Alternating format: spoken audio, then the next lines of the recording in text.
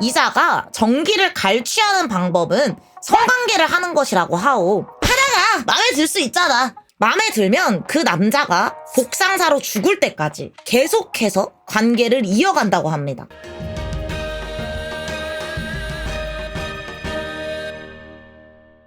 우리 할머니 학구공들 잘 있으셨나요? 호호호호. 그러면 오늘의 컨텐츠 여러분이 잘 아는 요괴부터 잘 모르는 요괴들까지 하나하나 자세하고 또 세세히 알아보는 시간 5박사의 요괴대백과 시간이요. 하하하. 오늘의 요괴는 바로 우리 덕구공들이 그렇게 그토록 원하던 요괴대백과 처음 시작했던 그날부터 지금 이 순간까지 계속 요청해왔던 그 요괴, 바로 서양 요괴 서큐버스이요. 우리 덕구공들이 그리 좋아하는 서큐버스 이자는 어떤 자인지 알아가 보겠습니다. 첫 번째로 서큐버스 이자의 출생지랑 이름의 뜻 등 이제 기본적인 정보부터 알려드릴게요.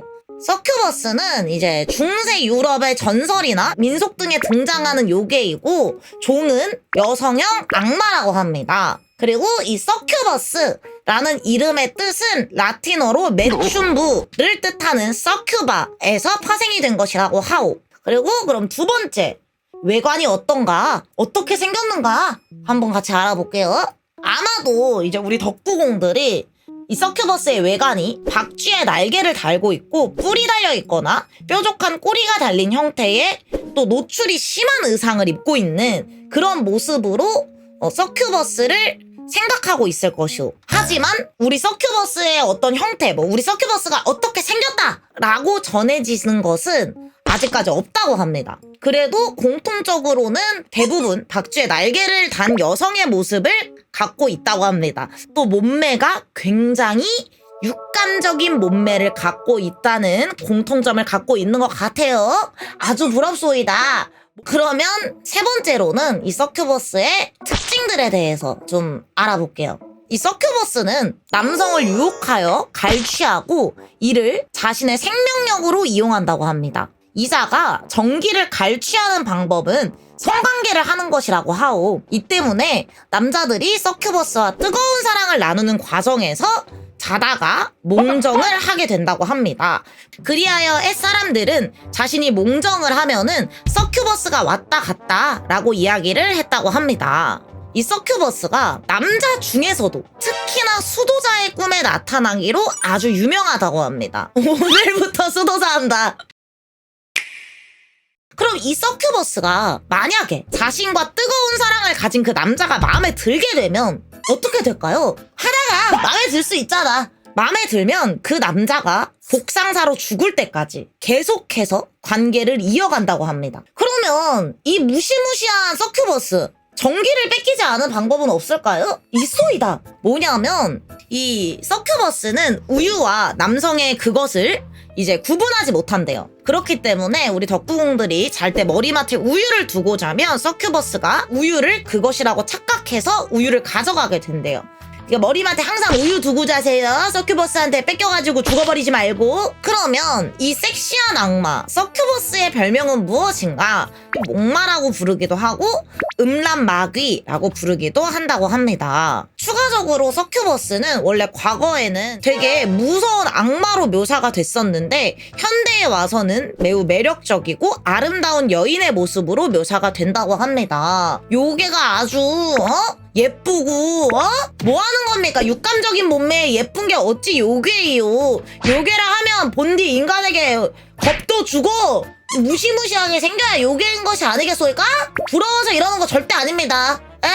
이 무섭고 섹시한 서큐버스 도대체 어디서 시작된 요괴인가? 그 기원에 대해서 같이 알아볼게요. 기원전 7에서 10세기경에 기록된 것으로 보이는 카발라 관련 문헌에는 서큐버스의 기원이 되었다고 하는 릴리스에 대한 기록이 있다고 합니다. 릴리스는 대천사 사마엘과 정을 통한 후 에덴 동산을 떠나게 되는 아담의 첫 번째 아내라고 합니다. 릴리스는 성경에 당연히 나오지 않는 내용이에요. 이는 창세기가 여러 경전을 합쳐서 만들어진 것이라서 이를 해석하는 사람들이 창세기 1장과 2장을 연속되는 내용으로 인식해서 일으킨 오류에 후세의 창작을 거쳐서 덧붙여진 내용이래요. 오류와 또 후세 사람들의 창작으로 이루어진 이야기니까 부디 재미로만 들어주셔야 합니다. 이 릴리스는 이브랑 다르게 아담과 동시에 창조된 것으로 나온다고 해요. 이는 창세기 1장 27절 하나님의 형상대로 사람을 창조하시되 남자와 여자를 창조하시고 에서 비롯된 것으로 보인다고 합니다. 그리하여 릴리스와 이제 정을 통한 대천사 사마엘이 누군지 아시나요, 여러분? 바로 죽음을 관장하는 천사이며 이브를 유혹해서 선악과를 따먹게 만든 뱀, 바로 이자가 사마엘이라고 합니다. 그의 행적을 보면 알 수 있듯이 이후에 타락한 천사가 되었고, 이런 이야기가 겹쳐지면서 릴리스가 악마랑 정을 통했다라고 이야기가 전해지게 되었다고 하오. 그래서 릴리스는 사마엘과 관계를 통해서 릴린 또는 릴림이라고 불리는 딸들을 낳았다고 하는데요. 이들이 바로 유대교 전례의 서큐버스의 원형이라고 합니다. 조아르에서는 릴리스, 마하라스, 아그라트, 바트말랏, 나마 이렇게 해가지고 여성 악마 4명을 서큐버스라고 부른다고 하오. 그리고 추가적으로 이 서큐버스와 관련된 엣 이야기로는 교황 얘기가 있긴 하거든요. 요거를 짧게 들려줄게요. 교황 실베스터 2세는 교황이 되기 전에 이슬람 마법을 배웠다고 합니다. 그의 정적들에게 고발당하기도 할 만큼 이야기가 많았다고 해요. 그 중에서 하나의 이야기로는 그가 첫사랑에게 거절을 당한 이후에 나타난 메리디아나라는 서큐버스는 그를 도와서 그를 교황의 자리로 올라갈 수 있게 도와주었대요. 전설에 의하면은 메리디아나의 조언에 따라 경전을 읽던 중에 나타난 악마가 그의 누나를 뽑아서 자신의 눈과 바꿔주었으며 그 안에 담긴 마법 능력을 이용해 교황이 되었다 라는 이야기가 있다고 하오. 이 서큐버스 하면은 늘 나오는 자가 있어이다. 바로 인큐버스라는 자요. 그러면 이 인큐버스라는 자 설명하고 넘어가자면 서큐버스의 남자 버전이라고 생각하면 됩니다. 서큐버스는 남성의 전기를 뺏는다고 이 몸이 말했잖아요. 인큐버스는 여성들을 임신시키는 악마요. 그러면 이 두 악마가 도대체 어떤 관계가 있기에 둘이 맨날 같이 언급되는지 궁금하지 않소이까? 그것에 대해 알려드리자면은 1486년 독일 2단 신문관 하인리 트라머가 집필한 마녀망치에 의하면 서큐버스는 인간 남성을 유혹해 얻어낸 정액을 인큐버스에게 전달하며 인큐버스는 그 정액으로 인간 여성들을 임신시킨다고 합니다. 이 이유가 뭐냐면은 악마 같은 영적인 존재는 생식이 불가능하다라는 교리에 맞춰서 그들이 어떻게 자식을 가질 수 있는지에 대해서 설명하고자 한 주장일 것이라고 합니다. 그리고 두 번째는 다들 충격받을 준비를 해야 합니다. 서큐버스와 인큐버스가 동일한 자이다.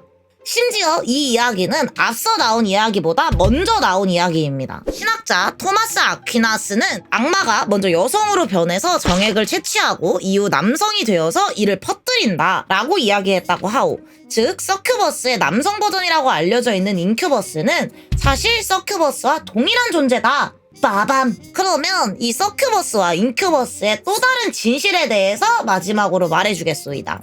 이 서큐버스와 인큐버스가 생긴 이유인데요. 이게 사실 미혼 여성과 사생아 임신과 출산을 핑계로 만들어진 게 인큐버스라서 서큐버스보다 인큐버스가 원조라는 이야기도 있다고 하고요. 가톨릭 문화로 인해서 쾌락을 위한 성행위가 금기되던 시기에 만들어진 전설이라는 이야기도 있소이다. 그러면 오늘 따라 화끈했던 우리 요괴대백과 서큐버스 편 이리 마무리하도록 하겠습니다. 오늘도 우리 덕구공들에게 아주 유익한 시간이었기를 바랍니다.